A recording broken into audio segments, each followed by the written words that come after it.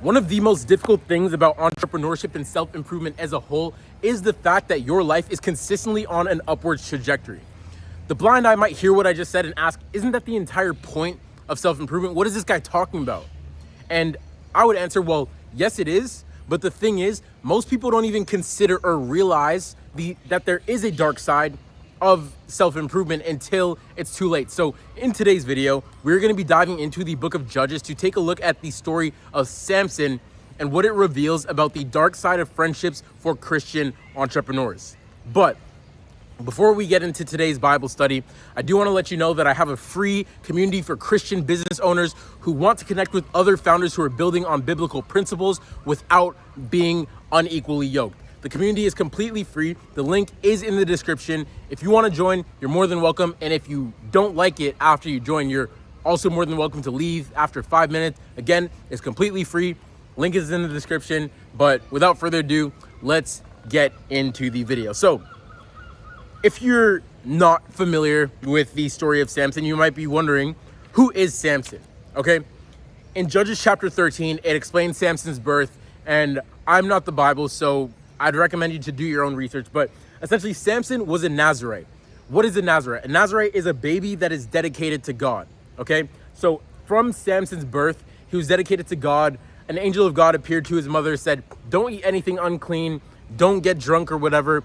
Your baby has to be dedicated to God. Boom, Samson pops out. Samson was a man meant to lead the men of Israel against the Philistines, okay? He was a man with supernatural strength, and his power came from his hair. Basically, that's the story of Samson, right? You fast forward a few chapters to Judges chapter 16, and then Samson is all grown up.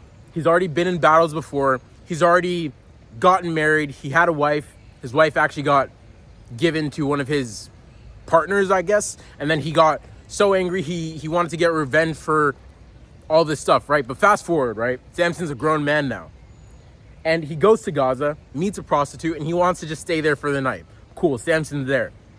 And then when he's in Gaza, I believe this is the land of the Philistines, the Philistinians, the people of Gaza, wanted to capture Samson because of his battle history. Like, this guy's a feared opponent. We can't let him stay alive while he's in our land. So they plotted to capture him. And then in Judges chapter 16, verses 4-5, it reads, sometime later, he fell in love with a woman in the valley of Sorek whose name was Delilah.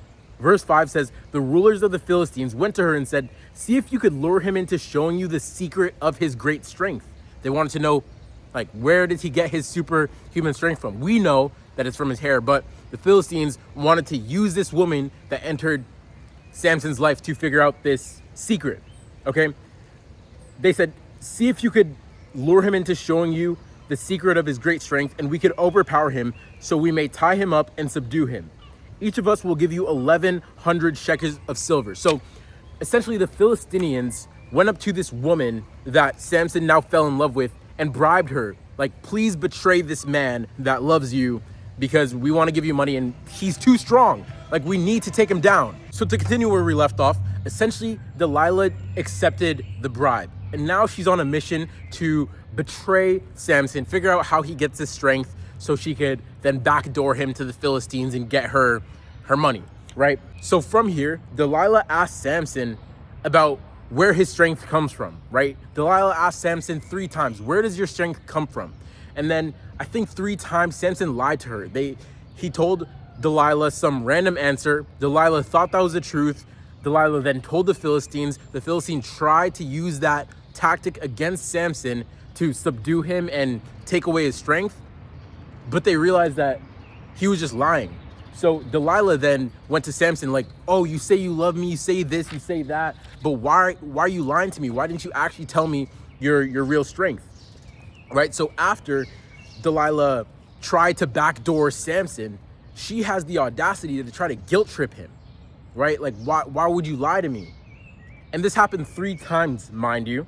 She says, you've made a fool out of me. But then after a certain amount of convincing, Samson folded, and then he was finally captured. Samson finally told Delilah where his real strength came from, and then Delilah used this against him, told the Philistines, the Philistinians, and then the Philistinians captured Samson. So although Samson was a Nazarite with supernatural strength, he was captured because he fell in love and spent his energy trying to please a non-believer, or in this case, Delilah, okay? And I just want to ask you before we get further into this video, do you have any Delilahs in your life? How many non-believers do you try to please that take away your strength, whether that be unconsciously suppressing your faith around them or your mission? You're not allowed to talk about your mission, whatever you're doing. They're like, oh, be realistic. How many Delilahs do you have in your life that you continuously try to please? Okay, so you have to understand where Samson went wrong and just continue reading scripture to actually learn from Samson's mistakes. So in 2 Corinthians chapter 6, verse 14, it says, do not be yoked together with unbelievers, for what does righteousness and wickedness have in common? Or what fellowship can light have with darkness? Samson was a Nazarite. He was born dedicated to serve God and lead the people of Israel against the Philistinians. But then he went into some foreign land, met some foreign woman, and started to please her. Like, oh, if you love me, then you tell me where you really get your strength from. He lied. Then he he almost got backdoored. Like, the people who are unbelievers, they don't really want to see you win, but you think they do.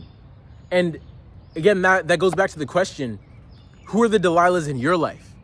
Do you have day ones that you keep trying to bring up, but they don't actually want to come up with you? And then when you start leveling up, they're like, oh yeah, you switched up. Yeah, you changed. They try to guilt trip you to come back into the identity that God is calling you to leave. Like, how many Delilahs do you have in your life are you trying to please? Like, are you, like, again, in 2 Corinthians chapter 6, verse 14, it says, for what does righteousness and wickedness have in common? It tells you, do not be yoked together with unbelievers. That's where Samson made his mistake, okay?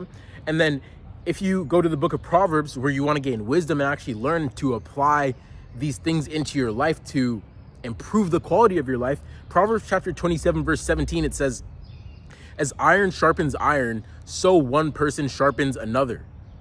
So if you're spending your time with unbelievers, people who have little faith, people who don't actually want to see you win, you're not going to get sharper, because they're going to guilt trip you. They're going to try to pull you back down into the identity that God has called you to lead.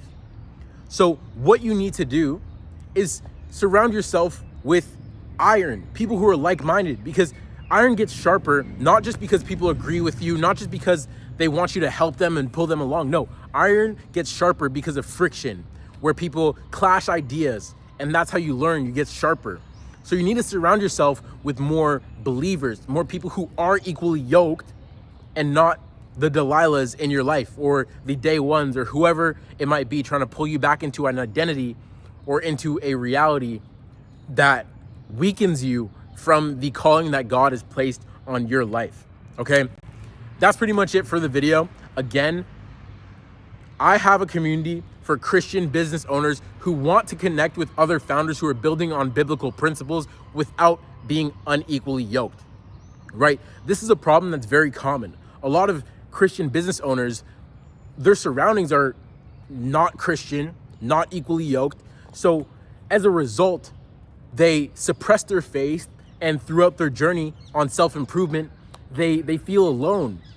And that's the dark side that nobody realizes. As you continue to improve, the Delilahs and the people who are unequally yoked will unconsciously try to pull you down, pull you back into the identity. So that's why I created the group Get Rich with God. Again, free community. Link is in the description. But yeah, that's pretty much it. And also, inside this free community, you can apply to join and, I guess, connect with me on a more personal level with my private network called Dreams of Genesis. It's an application only private network, and the application only exists within the free community. It is high ticket. It's for elite entrepreneurs, elite Christian entrepreneurs. But again, if you don't necessarily have the funds for this high ticket private network, then that's why I have the community for completely free. Link in the description. I appreciate you for watching this video. Pray for me, because, man, I need some prayers right now. I can't lie. I really can't lie. But yeah, thank you for watching this video, and I'll see you tomorrow. Peace out.